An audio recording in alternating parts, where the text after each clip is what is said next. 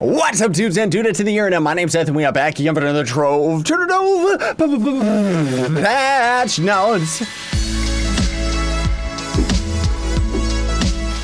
Isn't this the most beautiful dungeon you've ever seen? This is one of the new 3-star Jurassic dungeons that we haven't actually been able to get on camera, but oh man, that's probably my favorite Jurassic dungeon. How y'all doing today, folks? Hope you're doing fantastic and wonderful. Hope this video makes your day even better. So before we get started, we're gonna be giving away information rather than mounts and stuff like that, so I would still very much appreciate if you would hit that like button out of the love in your heart. Actually, it just supports the videos, makes them show up in searches and stuff. Whether you hit or not, I don't care, but thanks for watching either way. So we've got an amazing patch this week, everybody. This is like the Shadow's Eve big patch, and we've got this beautiful dragon to come around in it too. But so for starters, pumpkin dungeons are sprouting in all biomes, so you can go and find the giant jack-o'-lantern dungeons, complete them, beat all the enemies. Also, you can get defeat these spooky intruders. Oh, just the dungeons themselves. So you beat the dungeon, you get candy corn, and we'll talk about what you use candy corn for in a bit. The hub is all Shadowy Eve themed. Let's actually just hop over there right now and screw it. I'll just show you what you need all the candy corn for. It includes a shadowy station inside the giant big pumpkin right over here. So this thing over in the distance that you can see right there, that's just kind of a spoopy fun house. So you can go through it with a mag rider and stuff like that. But otherwise, this is where the bulk of everything is. So you're gonna be able to craft the Draco Lantern Dragon Egg here, and of course it's gonna be a tradable Dragon Egg as well, but generally speaking, it's not really worth it to craft it and then sell it, because as you can see, the amount of resources that you're gonna end up spending just to craft the egg could probably be sold for a lot more. And then there's going to end up being the Sugar Rusher right here, which I don't have enough candy corn yet. I haven't completed enough dungeons. And then there's the Spirited Broomstick, and then there's also going to be these new Spooky Time mystery boxes. It's very disappointing that they ended up going this route and having like more RNG, because otherwise there's these boxes right here that are around for the Halloween event, and they give the Samantha Pet, which is one of the best allies in the game if you can't get the Prowling Shadow, and the Samantha Mount, right? And now they've added these Spooky Time mystery boxes, which can have the Bouncing Black Bat or the Hyperactive Haunt. And the Bouncing Black Bat is going to be one that you're, oh, it's already gone. It's going to be one that you can end up buying out of the Halloween pack. I'm gonna have a separate video showing you all the items that you actually get out of those. Sugar Crusher, Spirited Broomstick, blah, blah, blah, blah, blah. Log in every day for the Shadow's Eve Daily Reward Chest. This will replace the Daily Reward Chest for the duration of the Shadow's Eve event. But fear not, you have the same chances of getting rare drops as ever, meaning that only on the Karma Bar. Wait, where is it? As an uncommon drop, you may receive Penry's Fantatar mount, which here's a fun thing is yesterday, which is the day that I'm recording this, I was recording this yesterday, right? When the patch ended up hitting, we didn't end up getting any of those daily Halloween boxes, so hopefully they're gonna be incorporated now by the time this one actually comes out, because otherwise, they're not actually there, right? But then there's going to be login every day for the Shadow's Eve. Never mind, I already said that part. The Fantatar is also available for credits during the event, although honestly, log in every day and you'll almost certainly get one as the returning, as is the returning Cascart mount. Okay, so that's a little bit of a confusing explanation there. They're saying that the Cascart Mag Rider is in the store right now for credits, and the Fantatar is as well, but the odds of you actually getting it just from the daily chest is going to be really, really high, which we'll see, because that remains to be told. Because the only time you ever end up getting anything rare out of the daily chest, or at least for me, is through the Karma Bar. So hopefully you'll end up getting enough of these chests in the first place for the Karma Bar. I'm assuming this event will last 2 weeks, if not the entire month, the entirety of the rest of the month.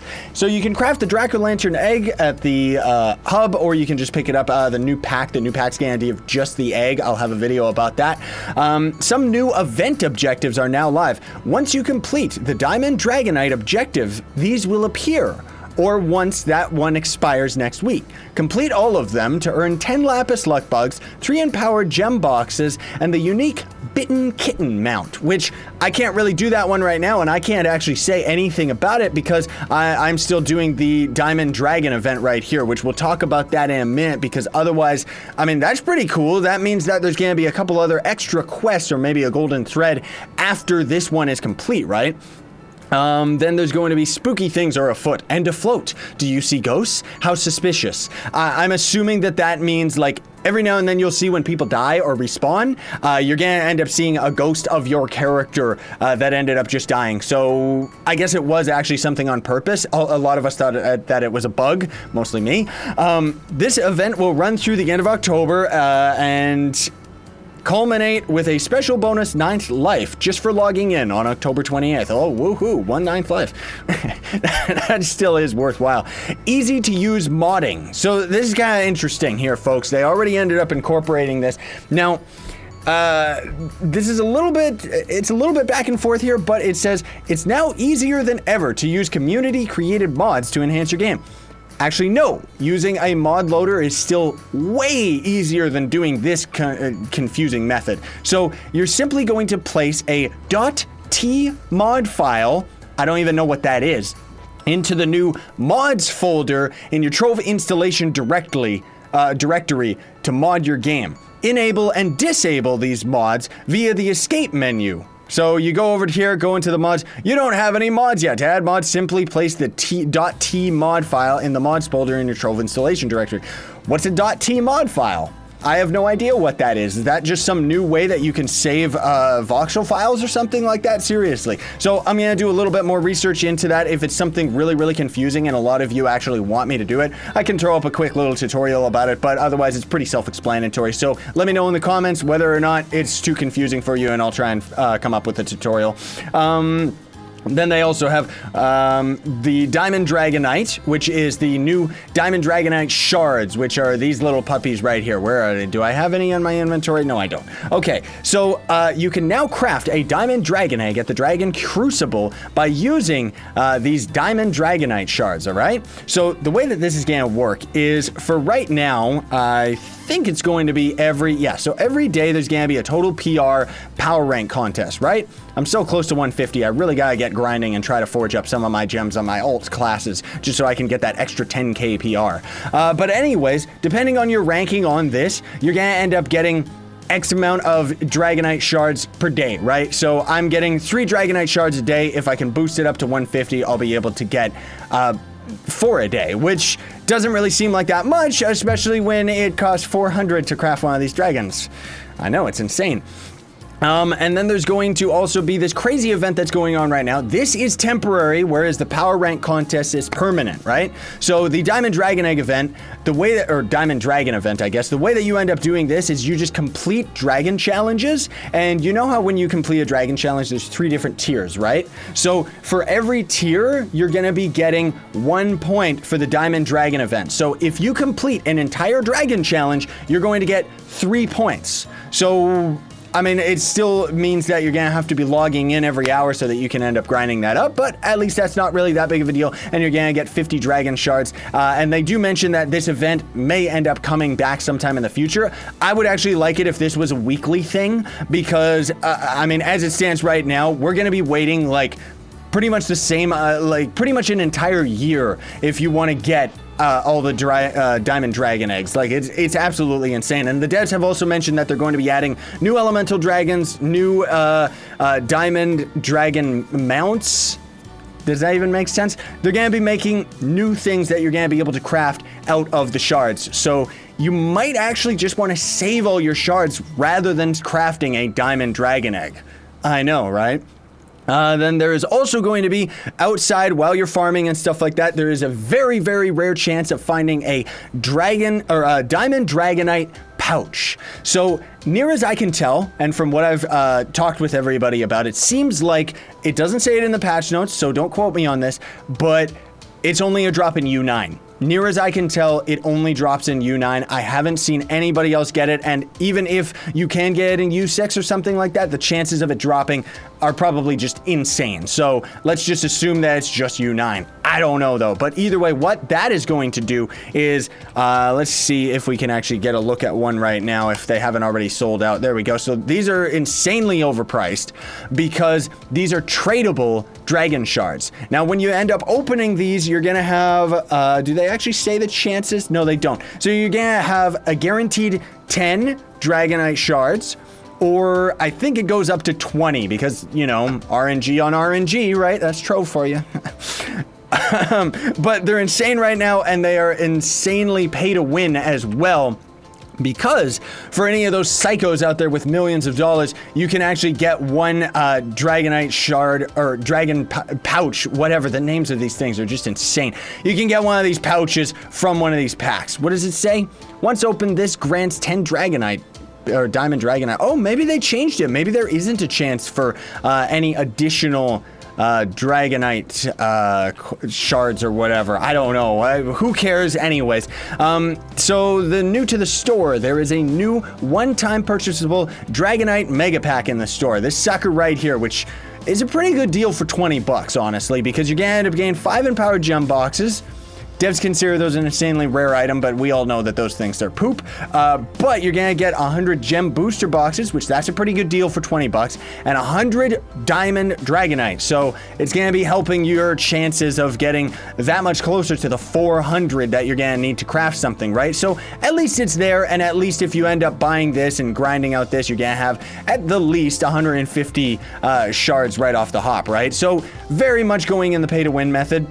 There's also, I just want to point this out, it's not in game yet, but it is on the test server. They have another pack coming very soon that is actually a $50 pack. I wouldn't be surprised if it's after the Halloween event is done. But it's going to end up giving you a new dragon, some dragon coins, and like 3 of the dragon pouches. You know, you might want to wait for that one if you don't want to end up buying this one. But honestly speaking, these Diamond Dragonites are cool. It's a good thing. But the rarity of the pouches is just insane, and it's kind of a little bit disappointing that the devs kept talking about the Diamond Dragonite shards being farmable when, yeah, technically they're farmable, but yeah, it's not really, man. Then there's going to be a new option to purchase the 33 Greater Dragon caches with the Diamond pouch.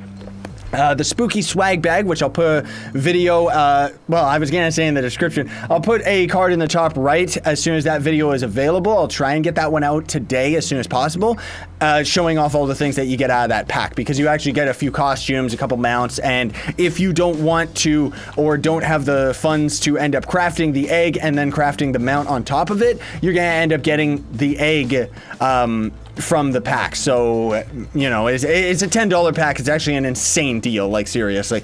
Then there is community created content. A new Jurassic jungle lair from Chronozilla. Nice, Chrono. I didn't know that actually got in game. That's sick. And then there's just a couple other Jurassic biomes, Shadow Eve Jurassic biome, Jurassic jungle, lots of Jurassic stuff, one new Kandorian dungeon, and then it says that Chaos Chest loot coming throughout the Shadows Eve event. Now, this confuses me, and a lot of people actually, because I think what it's implying, I think anyways, is that it means that the Chaos Chest loot is going to be shuffling throughout the rest of the month, right? So right now we've got the slightly singed Skitterer, which is, where is this thing?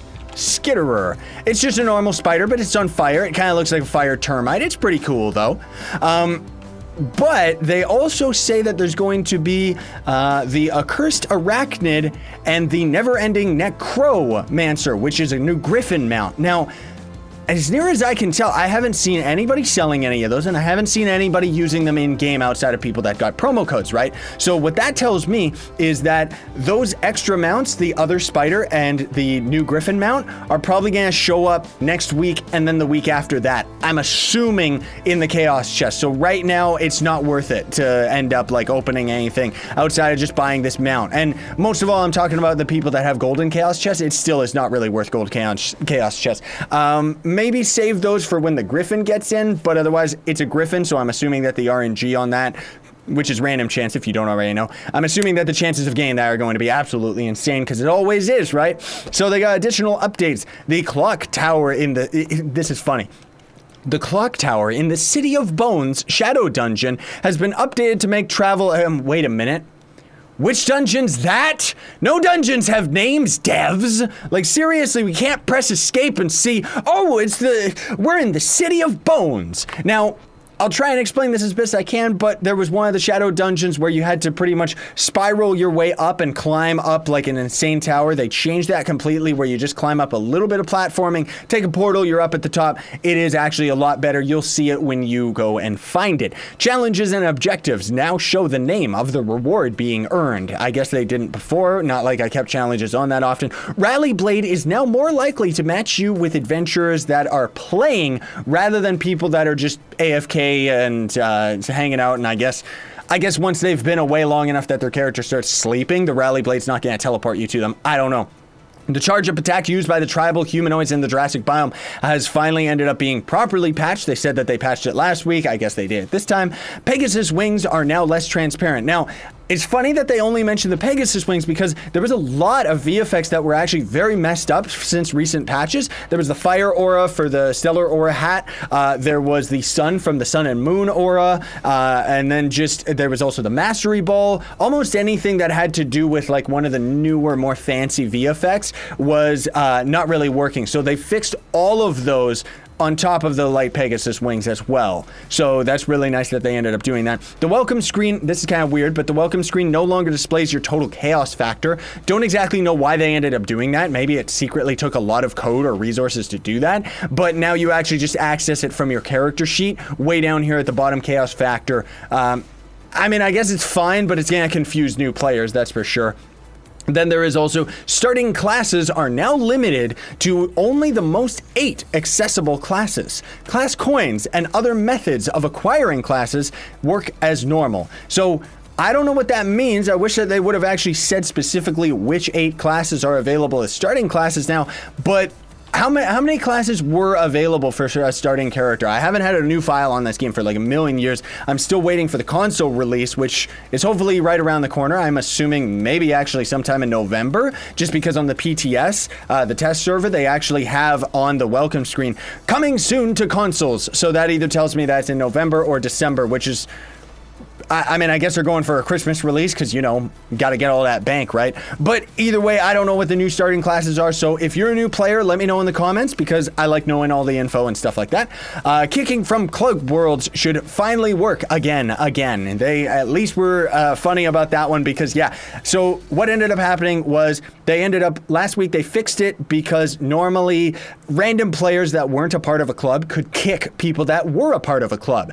So they ended up getting rid of that and fixing that. But then they ended up making it so that certain clubs, not all of them, for in particular like the Dragon Kigurumi Club, whenever I was in there, even though I'm a leader, I couldn't kick anyone and it said, you have to be officer. So I tested it with a character that was officer.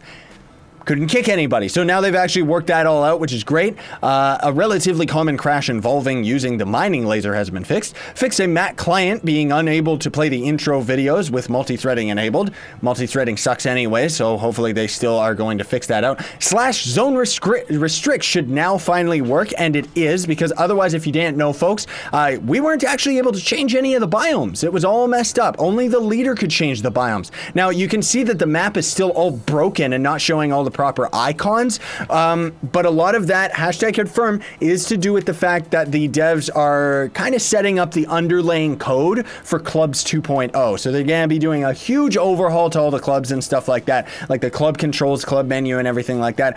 Hopefully, all I'm hoping for is that they're going to make it so that we can kick people easier, maybe sort members based on like how often they play or how they were offline or anything like that.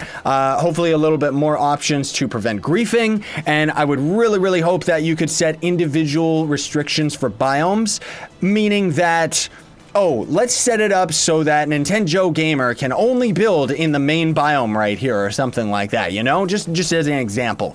I would love to have something like that because then we could actually have specific biomes set up for specific architects and kind of use that as a test period. As a club leader, we could use that as like a test period for people that want to build, and they could kind of prove themselves, you know, and kind of open up and get more and more access to more and more building. Now, I'm not saying that's how it's going to end up being, folks.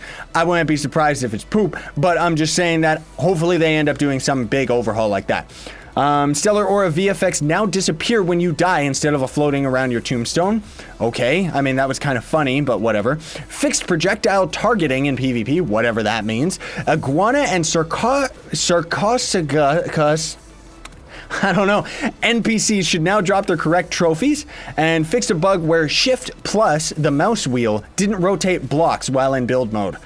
I didn't even know that that was a thing, but it's not like I built anything in a million years. They also renamed the Bomb Tome, just in case you're wondering. They renamed it to some weird pyrotechnic papers, which doesn't make any sense because pyro is like fire and stuff like that, so I don't really, I mean, I guess it could just be a bomb, but either way. And then also, they ended up changing our superstition is through the roof during this event, and they also changed, where is it? Well, I don't know where it is anymore in the stupid collections menu. It is a great menu, don't get me wrong, but I didn't bother to navigate all of it. But anyway, one of the Midnight's minion, they lowered the amount of superstition that you actually get from that minion. I don't know why, but they just did. And I'm pretty sure that's already it, everybody. So thank you so much for watching. I gotta rush this video out so that it can be out for today. Hope you have found this video helpful. And yeah, it's a very great patch, seriously. I'm just saying that hopefully next week they're gonna end up swapping the Chaos Chest loot. And hopefully today we'll have gotten our new, that new daily box or something like that. But as I'm recording this, I didn't get one yet. Either way, thanks for watching. Be sure to hit that like button, sayonara, and stay epic, everybody.